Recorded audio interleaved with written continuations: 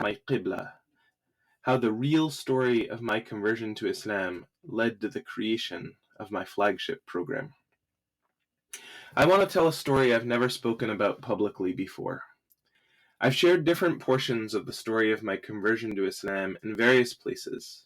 You can see a fairly comprehensive presentation I did about it last Ramadan here. But none of these give the full picture. I became Muslim at 15, alhamdulillah, but I don't think I became a mu'min, inshallah, until 5 years later when I was a junior in college. The journey begins. Let me back up. When I first embraced Islam, there were a grand total of 3 Muslims in my network. Nabil, the brother who introduced me to the deen, and 2 other classmates who became Muslim about 6 months before me. We did our best. Some tableeghi brothers used to visit our boarding school once a month and brought us to the masjid in Worcester for taraweeh a few times. During those first couple of years, our resolve stayed strong. We propped each other up when our iman began to falter. By senior year, however, cracks began to appear in everybody's armor. Although we kept our doubts to ourselves, I believe each of us began to feel increasingly shackled by Islam's many rules and restrictions. No alcohol, no girls, no inappropriate music. We saw our friends exploring these budding pleasures, and we felt we were missing out on our youth. While my core belief that there was only one God and that Muhammad sallallahu alaihi wasallam was his messenger never wavered, my daily prayers became monotonous, burdensome, and eventually ceased altogether. After getting into Harvard and graduating from high school, I took a gap year and traveled for 9 months around the world. I touched down in Hawaii, Thailand, Nepal, India, and Greece.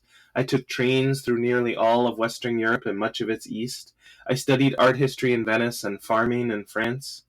During all this time, my horizons were widened to all the possibilities that my narrow Islamic worldview had prevented me from seeing, or so it seemed. By the time I was a freshman at Harvard, Islam had become for me a footnote, something I mentioned in passing. At Harvard, however, I encountered a real Muslim community.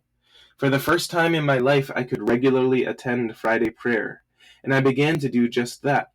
I befriended many Muslims, and Islam slowly began to creep back into my life. Before long, I had developed 2 distinct personalities. Around Muslims, I was the humble, pious mahbub, but with my roommates and non-Muslims, I was the fun-loving Marshall, whose life resembled that of a typical college student. I was what I now refer to as a Jummah Muslim. Eventually, this hypocrisy began to eat at me from within. I found myself on the lookout for Muslims when walking towards my final club, and ashamed to wear Islamic clothing or make wudu in front of my roommates. A turning point. I remember the exact moment when things changed. I attended a Friday khutbah with Sheikh Taha Abdul Basir, and the topic was nifaq, or hypocrisy. He explained that the munafiq, one who professes Islam on his tongue but belies it in his actions, was actually worse than a disbeliever. Afterwards, I ate lunch at a Chick-fil-A at the Harvard Science Center with a fellow convert. The khutbah had softened my heart, and I was feeling disgusted by the hypocrisy of my lifestyle. My friend was one of the few Muslims who knew about both of my lives. He told me that I was suffering from something called cognitive dissonance, an incongruence between stated beliefs and actual practices. It arises when you simultaneously hold 2 conflicting beliefs, or when your beliefs and actions don't match up. I knew I had to make a change. But try as I might to shake myself free, I had become too attached to my Western freedoms. I realized that I needed a shift in my environment to get away from haram influences, and thus I applied to spend my junior spring abroad at the American University in Cairo. In my letter to Harvard requesting to study abroad, I explicitly stated that I wanted to spend time in a Muslim country to ensure that my decision to accept Islam was correct. With this niyyah in place, in January 2000, I made hijrah to Cairo. During the first few days, I was shocked by the permissiveness of AUC. Buried in the middle of Cairo, I found a little America whose population was even more westernized than the West. Before long, however, I tried to spend all my free time on the rooftop musalla. I soon built a network of incredible Muslim friends who helped reinvigorate my faith. I made a vow to never intentionally miss a daily prayer, and alhamdulillah, I never have in the nearly 25 years since. While I became Muslim at 15, I found my Qibla at 20. I have now taught in an Islamic school for more than a decade, and I see my same story play out with so many teenagers. For many students, it's as if they have an Islam switch that they flip on as soon as they enter the school or masjid, and then shut off as soon as they exit. I think one of the reasons I'm able to connect with teenagers so well is that I was just like them. They are able to open up to me in a way that many never really can with their parents, because they see I'm not going to judge them. What I discover during these heart-to-hearts is that many feel disconnected from the deen. Many are going through the motions, largely to keep their parents off their backs, but only a few have forged an authentic connection with Allah. During Ramadan, some have tasted the sweetness of faith, but then they slip out of harmony with their fitrah, and the shayateen are released from their shackles. Another issue that nearly all face is a general feeling of rudderlessness. They know they are supposed to be following their passion, but they swear they have no idea what it is or where to find it. Their extracurricular choices are guided by questions like, will this look good for college? And their concern for their GPA far outstrips any authentic curiosity about what they are learning. The boys are often addicted to gaming, while the girls are frequently drowning in toxic social media. I don't want to paint an overly bleak picture of the Muslim teenager. I am constantly amazed by their generosity, social activism, and ingenuity. I have had countless spectacular students whom I have helped place in many of the country's best schools. When Muslim students discover something they care about, they go after it with a ferocious tenacity. When they fall in love with the Quran and the deen, they transform their lives, just like I did in that rooftop musalla in Cairo.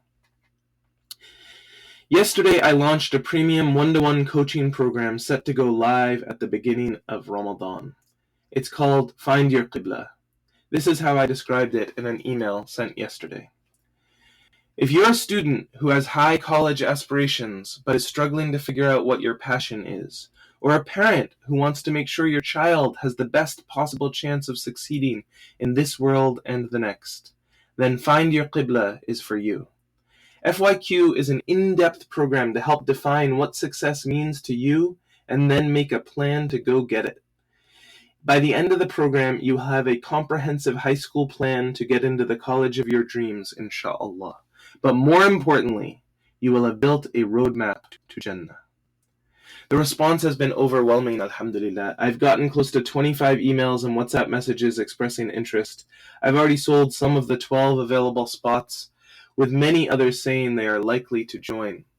I feel that all of my life has been leading up to teaching this course, and I anticipate that it will become the flagship offering of 5 Before College, sort of the front door to working with me throughout high school.